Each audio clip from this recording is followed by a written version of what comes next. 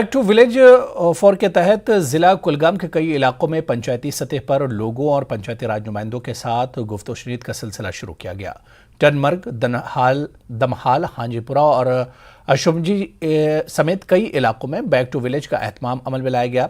General administration की हिदायत पर director tourism, director school education और कई महकमों के सरबराहान ने 2 रोज़ा बैक टू विलेज मुहिम में शिरकत की और अवामी मसाइल और सरकारी महकमों के कामकाज का अहाता किया। एक सिस्टम बन चुका है। हर सिस्टम में एक एवोल्यूशन आता है। इनिशियली 1-2 चीज़ें होती हैं, फिर 2-4 हो जाती हैं, फिर 6-8 हो जाती हैं। अब आप देखेंगे B2 V4 के बाद this initiative is going to reach new heights. और एब्सोल्युटली इस बार लोग बड़े अपबीट हैं, लोग बड़े कॉन्फिडेंट हैं। सारे लाइन फंक्शनरीज पंचायत में प्रेजेंट थे। अभी हमारी एक सभा हुई थी, वहाँ पर एवरीबडी वॉज देयर, CO साहब was there, everybody was there. So बड़ा अच्छा इनिशिएटिव है जो गवर्नमेंट ने स्टार्ट किया है and all the officers are going into the panchayat. जो भी डिमांड्स होगी हम प्रोजेक्ट करेंगे, जो भी डुएबल डिमांड्स होंगी उसको किया जाएगा। पंचायती नुमाइंदों के साथ बैठ के विलेज डेवलपमेंट प्लान मरतब करते हैं। ये एक्सरसाइज इससे पहले कभी नहीं हुई है। जब से B2V back to village programme शुरू हुआ है, एक यूनिक इनिशिएटिव है और मुझे यकीन है कि अब जब विलेज लेवल प्लान्स अच्छी तरह से मुरतब होंगे तो यूनियन टेरिटरी में बहुत तरक्की होगी।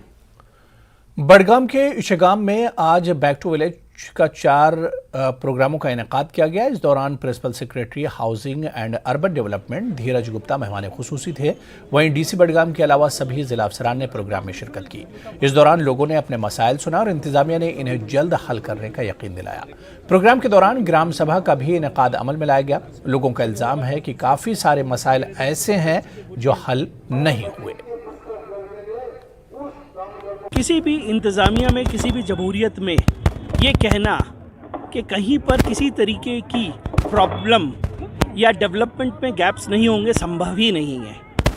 ज़रूरत इस बात की है कि साहब हम साथ मिल के चलें, लोगों के साथ में, लोग हमारे साथ में चलें और इस डेवलपमेंट के गोल को आगे ले जाएं। आज बैक टू विलेज का ये 4th वर्जन हुआ।